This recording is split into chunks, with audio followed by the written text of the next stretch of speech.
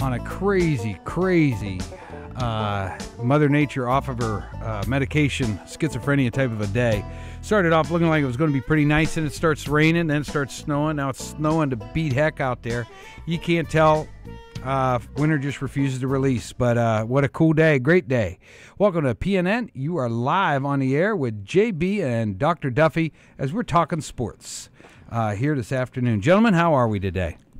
Dodging snowdrops, snowflakes. You keep be better.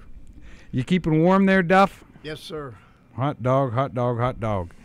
All right. Hey, guys, we rushed right into the show and everything because I got so excited. Was outside checking out what was going on with our baseball diamond out there, and I'll let the folks know they've begun the great process of being able to get that infield recreated the way it needs to be. Grass infield, the baseline looks great down there right now, and they're hard at work in the snow. It's pretty nice to see. I got all excited about that, and you start to get baseball fever, but then the snow hit and everything changed. So doesn't take long in the spring. No, not at all. But the field is looking pretty good. I saw the cutout yesterday when I was walking through it. They started on trying to get the baselines cut out. So it's a process, but I know Mr. Ludwig and the landscaping department will get it done, and it should be pretty nice for Potter baseball this spring. I think it's going to be fantastic. Fantastic. As we said the last show, they skinned the girls softball field out at Thompson Park, and they grassed the boys baseball field here. So everything's under control now. Yeah, they flipped it around. They got it the way it should be, the way it should have always been, and we're back now to what we can make happen. So now it's time for the teams to get together. We're going to be talking a little bit of baseball, a little bit of high school sports and everything, but right now we still got a firm grip on a little bit of the winter sports, especially one of our great wrestlers, Howard Williams. I need Nathan Holcomb to please report to Mr. Arcarachi's office.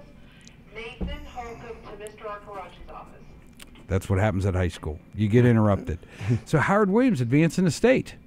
Yeah, 106 pounds. He's only a freshman. It's surprising what he's accomplished so far. You know, it is surprising, except the one factor that I find to be true. There is someone who is truly deserving of being able to advance. It's a hard worker. Doesn't miss practice, works out of season to better himself, stays in tournaments, learns about wrestling, is a very good student, and, man, he's worked hard to be able to earn this privilege to head on to state and represent East Liverpool at the state tournament, 106 pounds. Yeah. Pretty cool. It is. It's quite an accomplishment, and I was talking to Coach Heemster last week before they went to the districts, and he thought Howard had a good shot of getting out. I think he finished third, right? Lost in the semis, but won his third-round match, close match, and Coach Heemster didn't have anything but good things to say about Howie, and you hit on it, how hard he works, and very deserving of getting there, and hopefully he can have a chance to get on the podium. Trying to think about winning it, that might be a little bit too much to ask for a freshman going in the first time, but you never know. I mean, wrestling's wrestling, and some kid could get upset, and he could go through a bracket, and the kid that's supposed to win gets beat, and that kid's thinking he's got a clear path, and then he gets upset. Wrestling's crazy. You just don't know what's going to happen. No, it is a tough match out there. There is a lot to be said about March Madness and what goes on with the hype and the way things come together. However, I must say it is unbelievable, the hype and the intensity that happens at a wrestling match, especially at states. You have multiple mats going at the exact same time, and slowly they dwindle down to when you get to your championship matches. And the crowd does nothing but intensify as you move forward in those matches. And what a great, great experience for him to have his freshman year. Really awesome. Is he the first freshman to ever qualify for the state in this school? Bob, I'm going to have to look that one up to verify it, but I'm going to say I don't believe so. I believe Rick Hilberry might have done it, as well as John Gimple. Both their freshman years, they either qualified for state or bowed out on one match right at the district level. Yeah. What about Mark, back in the day? Mark Emmerling? Emily, yeah. Not sure as a freshman with Mark. Okay. Not sure. That's why I say I gotta check that one out. Well, yeah, you'd have to resource that one. I have no clue. Yeah, if you look deep into some of the archives too. Wrestling is a program that is very historic here at East Liverpool. It goes way back. I'm sure we check out our resident historian on Potter Sports, Jim Arcaraji. He'd certainly know if he did or not. Yeah, we'll check on that. I remember back, I don't know if it's late 50s or early 60s, Carl Hoppel was a freshman. He won the state in his division of the great Hoppel family wrestlers. But he was a freshman and won the state. Well, there's your answer. There's your answer, I guess. So he's not. Frank's not going to be our first one to go, but let's hope that he definitely ranks up there with Hoppel and can walk away as the state champion and get close to the state championship. Hardworking guy. So hats off to Howie, and we're behind you, supporting you 100% as he's stepping out to that state tournament with wrestling. The rest of our winter sports have kind of come to a close. We got the basketball tournament for the listeners out there. The basketball banquet did get moved from Thursday to Friday of this week. So just 1 day delay. They're pushing it back 1 day for that basketball banquet. So if you're planning on making that, you're going to need to wait till Friday to be up here for that basketball banquet. Our boys traveled to Zanesville after defeating Beaver Local, and they played an amazingly tough team and faced the defense that I don't believe they've faced before. And unfortunately, that final score reflected just how tough Zanesville defense can be. Well, I think you run into a situation where, and I saw a lot of basketball games this year, whether I was refereeing and then staying for the varsity games or just going to games, and it wasn't a very good season for local basketball. I mean, the caliber of basketball. I mean, I think Wellsville won some games, but I don't think that was the strongest league they played in competition wise. They lost at McDonald a couple of nights later. Then I saw McDonald got beat the other night by Western Reserve. So it's just it goes in cycles.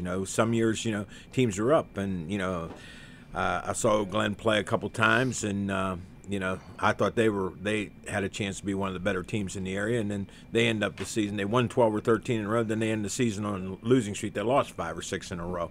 So you never know, and our guys had the deck stacked against them. Have to travel to Zanesville, play on a tough place to play. And, Zanesville's got a team that I don't think they can win a state championship, but I think they can get to Columbus. Well, there you go. There you go. Get into Columbus at least a little bit with that. What is the biggest thing that faces a team going into this tournament play that is going to ensure or help them become a contender at that level? What do you have to do to prepare that team? Is this the same team that you're coaching that you coached back in December? Or do you change up the coaching technique to get them a little bit more aggressive? Well, from being on both ends of it, when you're coaching, your practices tend to get a little bit shorter.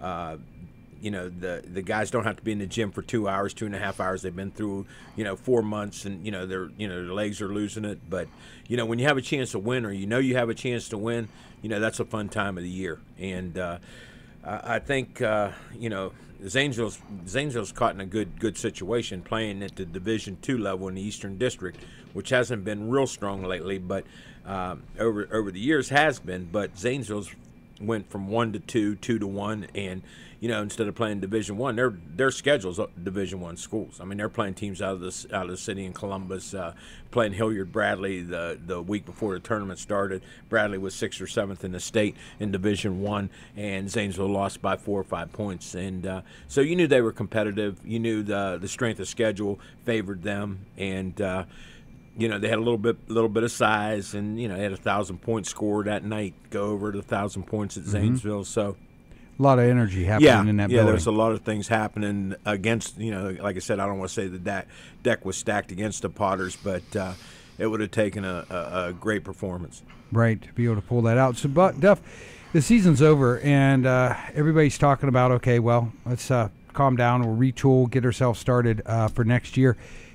Keys for next year's success and keys for the program of Liverpool to get itself out of this 9-15 record to bring that around to a 15-9 or even better record. What are some of the things that you see are challenges that are in front of Coach Conley he has to face? Well, Nate Conley had played a bunch of sophomores this year, and he had only had the one junior. I mean, they're considered a young team. I think there's a lot to look forward to. It's too bad we couldn't come up with some heights. We get a team with a little bit of heights, and we're in trouble. And but he played a lot of kids this year. In a year's time, I mean, John was in the coaching game. Year's time, kids can change, grow, and get better. So I think you got a little help coming from middle school too. But I think there's something to look forward to. Just keep those programs strong down below. Keep feeding in and push the kids. A lot of young guys. Hopefully, they're all going to be coming back, wanting to play and being a part of that program. Yeah, I think too is, and I noticed a lot of it, like when I was coaching, and now that when I'm officiating, and like I said, I go to a lot of basketball games because I enjoy basketball. But too many kids want to work on their strengths and not on their weaknesses, and I think probably one of the biggest weaknesses we have, our kids got to make a concerted effort to get in the weight room and get a little stronger. Duff hit the nail on the head. We played young kids this year, and they haven't grown or haven't matured physically, and you're not going to do that by just going out and shooting 250 jump shots every day. And you got to get in the weight room. You got to get stronger. It's got to be a concerned effort.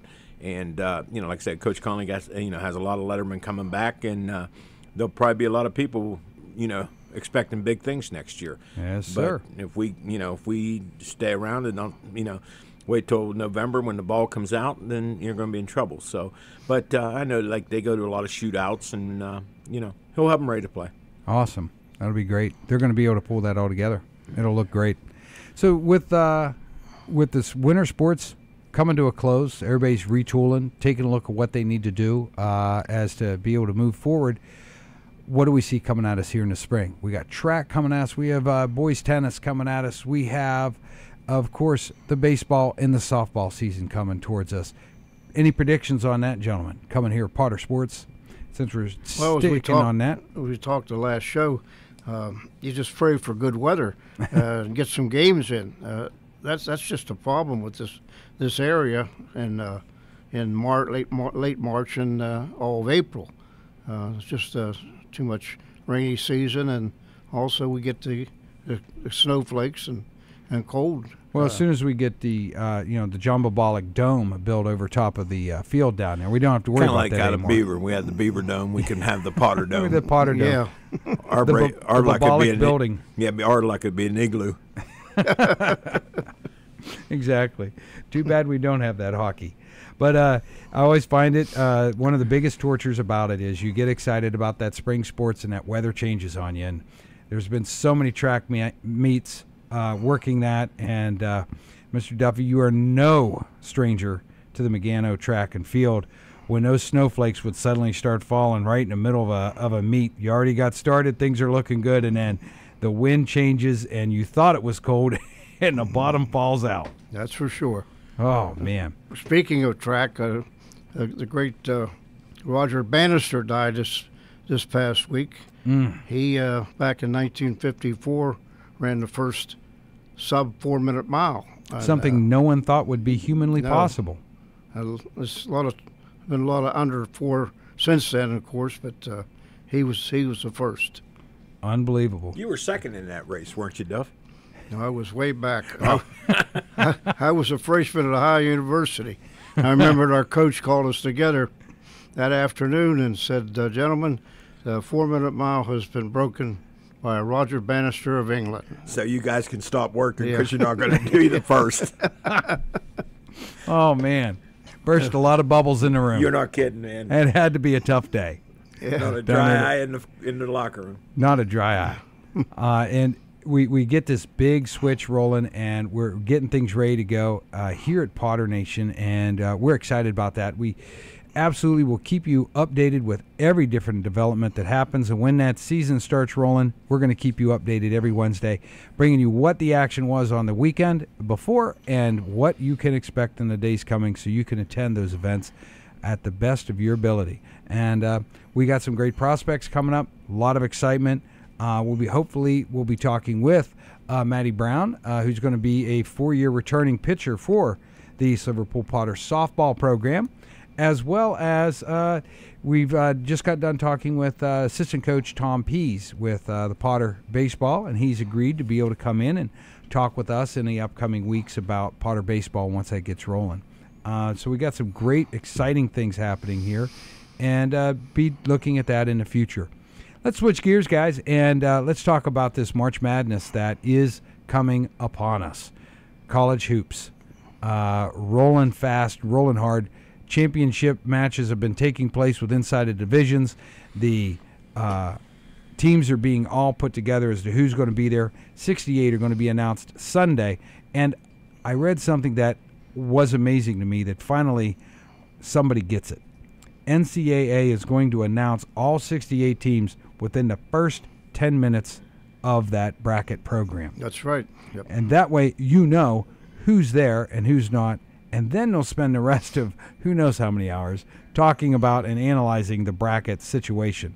But at least they're going to get that out of the bag early and then talk to us about revealing how the bracket looks for each area as it starts to build its way out. Gentlemen, your picks early on in this game. We know a lot of teams are going to be in there. We know Duke's coming back again. We know North Carolina's already in. We know Michigan is going to be representing the Big Ten coming in with winning the Big Ten title. They could be the hottest team in the country right now, the way they've been playing. Absolutely. But I think they got a thing. The Big Ten. I don't know. Somebody dropped the ball. I mean, for them to have to play that tournament last week, those guys are going to have 2 weeks off. I mean, when you got a kid hurt and you want to get a kid healthy, and he needs that time, that's fine. But when you're playing well, you don't want 2 weeks off. Yeah. You want to keep playing. You want to keep rolling with it. And I think that's that's going to hurt them. Bob said, they're playing as well as anybody in the country, and the whole season that's been kind of like the way it's been. Everybody for a certain time, limited time, or a certain amount of time has played well, and to play well the whole season, probably 7 or 8 teams can win it. I actually believe that. You don't see enough of some of the teams, like even though they're in Ohio, Xavier and Cincinnati, Mm-hmm. A lot of people like them, to Yes. get to the Final Four. For that one week, Ohio had three universities, 3 colleges in the top 10. That's been a long time coming before. A long time coming. So, the college tournaments are this week, and, get through to Saturday and win a tournament or win 2 or 3 games. A lot of teams, you see a lot of teams lose that first round game because they don't want to play those, exert themselves for those. And I'm not saying they lose on purpose, don't get me wrong, but I understand. That's not something that's important to them once you've made it that you've qualified, and teams are on the bubble, they say, then you got to worry about it. But it's it's going to be interesting, and something a lot of people didn't realize is next Thursday and Saturday, first and second rounds are up at PPG Paints in Pittsburgh. Mm-hmm. If you've never had an opportunity to go to a college basketball tournament like that, go. Believe me, you see the bands and the people, and the atmosphere is unbelievable. It's a spectacle. I mean, it's unbelievable. I've never been to the Final Four, but I've been to the Sweet 16 games in Cincinnati the one year when Indiana was there and played against LSU, and it's crazy. I mean, it's really something to see. It'll be a great atmosphere up there. So, gentlemen, here's your top 10. Who do you see not moving out of here? We have Virginia as 1, Villanova as 2, Xavier sits at 3, Michigan State at 4, Duke 5, Gonzaga at 6, 7 is Michigan, 8 is Cincinnati, 9 is Kansas, and 10 is Purdue. Out of that top 10, who do you think is not going to make it within the Sweet 16? Is there someone there that has a weakness that can be taken out? I think Purdue, at the beginning of the season, the first half of the season, I thought Purdue was an excellent team. But they have 2 kids, 7'2", 7'3". They can't play them at the same time. Makes them too slow. They have to play one or the other. And John, you got to step out, don't you, I'll brother? be back. You got it, boss. But I don't think Purdue's going to make it. Now, I like Duke.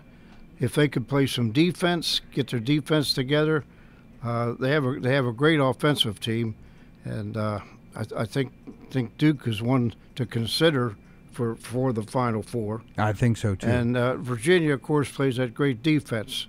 They impress me, and the coach impresses me. It's a very good program, and he runs a complete ship down there. It's going to be an interesting thing with that top 10, looking at who's going to have the time. Gonzaga's the one, though, that a good ranking. But when it came time on some really top games that they were playing, they literally dropped the ball. Some missed passes, some strange things. As almost the pressure was too much for them. I don't know if the team is too young. I don't know if there's too much pressure being placed on them. But I watched mental mistakes happen in each of those 7 losses. None were a blowout. All were winnable, but they were lost by Gonzaga, not beat by the other team. Gonzaga just gave it away when it came really down to it. And it was a couple of those that really got me, that I feel Gonzaga's got to get their act together if they think they can get anywhere near the Sweet 16, and then really work hard from that point forward. They have all the tools. They just got to get that mental aspect together. Their schedule is kind of against them. I don't think they play the strongest schedule in the country. And being out on the West Coast, we don't get to see them that much unless you want to stay up till 1 o'clock in the morning. So, but anyhow, I just don't think they have the schedule that the other teams have. This is, to me, the most even field going in that I've seen in a number of years. I'm going to agree with you on that, Bob, at 100%, because it is an even field. You watch teams at the beginning of the year, so these guys are going to dominate. They got chipped away at. You watch teams that you're thinking, man, it looks like they have something here, but it's just not working. And then bang, they clicked and they went on a roll. And I don't think enough can be said about North Carolina's tenacity. Yeah, they lost 9 games, but they have played an incredible schedule. They have played tough with every team they went against, and they are a great, tenacious team that will play the entire game. You don't see them slack off. Well, they're in of course the tough ACC conference, and they had a 10-point lead on Duke the other night in the second half, and Duke came back and beat them by 10. Well, I think that also has to be handed to Duke, because that was an absolutely amazing game that Duke shot out at them. That right. really was. I mean, they took them to the woodshed coming up into that last part of it, and that was just, to me, absolutely amazing how they pulled that one off. With that moving forward into the bracketology of getting this whole tournament pulled together, Bob, do you see any team that's going to be a surprise, that's going to get in there? Do you see anybody that's going to outdo what their season has shown or what predictions I've said? I can't just pinpoint any one team, but I think like a 4 or 5 seed could even step up and make the final four and be there this year. That's how I feel about it. With that even field you're describing and talked about, that's definitely possible. I think my guy that has taken a lot of beating this year and has lost games they shouldn't have lost whatsoever is West Virginia. And I think Huggins has got it within him, and these kids have got the grit to be able to dig deep enough that West Virginia has a great chance of taking their seed, wherever that might land them, and really push forward for it. I see them making the Elite Eight and possibly that Final Four. They depend a lot on that pressure defense. They pressure from the time you get in the building, but as the season progresses and you get into tournament time, a good team, you can't press good teams, and if West Virginia, if that gives them the edge, they're going to find that these good teams can't be pressed, and therefore they can't win those games. Yeah, exactly. It's going to be very difficult for them to be able to take that on. So we're going to find out on Sunday as to how that cookie is going to crumble and put all that picture together for what's happening with inside of our college basketball program, bringing that in together. And we'll get our take on it. JB has returned to the studio. JB, we're looking at our last couple minutes here on air with our half-hour show. Everything good? Yeah, everything's fine. You the man. Got there and almost forgot, but You're the good man. kid, and we got it done. You're So, the man. Good to be back. Good to be back. We were picking our dark horse. Who do you think out there whose record doesn't show but has a chance into breaking into at least the Elite Eight? All the teams you think are going to be dark horses, they're teams that have gotten better and moved into the top 10. I look at those mid Division One, like somebody out of the Big South. Really? Yeah, somebody like, and I'm not saying Davidson's a team, but somebody like Rhode Island or somebody out of the Atlantic 10 that I think could play well. I was trying to think of who the other team was, and I know Davidson's there, but I don't think Davidson's got enough firepower to win that. But I'd look for somebody like that to come out and at least get to the 8. But when it boils down to, you're going to have. And I'm not rooting for him, but I think Duke's going to be there at the end. I think maybe Villanova might be there. I could be dead wrong, but I don't see Virginia getting there. I don't think they score enough. Yeah, that's the problem that I think Virginia has, is that Virginia needs a whole lot of different things happening with it. They might not score enough, but the other team doesn't score much either. Yeah. I understand that. Yeah, you got both things happening at you on that one. Well, gentlemen, that just brings our show to an end here on this Wednesday. We're going to bring a lot of baseball to the forefront next week. There'll be a lot of movement with baseball, some spring training to be talking about. We're going to see a lot more trades coming over the weekend. We'll also hopefully be able to bring in Coach Pease or Matty Brown from the softball program here at East Liverpool. We're going to talk with those guys a little bit about it. Parting thoughts, the great Arkaraji is in the room, making sure that we're staying on topic and keeping things honest. Keeping it task. Keeping it task, absolutely. Any parting thoughts? It's a good week for, if you're a basketball fan, this is a good week for you. Tournament started yesterday, and they're going to run it all the way through. I think one of the leagues, they end their tournament on Sunday, but everybody should be done, Saturday sometime with the Big East, the ACC, the Big 12, the Pac-12. I mean, it's just a good week of basketball. Great week of basketball. Mr. Duffy, any parting thoughts? Well, if you think this week's going to be good, wait till next week, and the weeks after. So there you go. Bring on March Madness. Bring it on. With that being said, hey, this is Talking Sports saying we'll catch you guys next week here at PNN.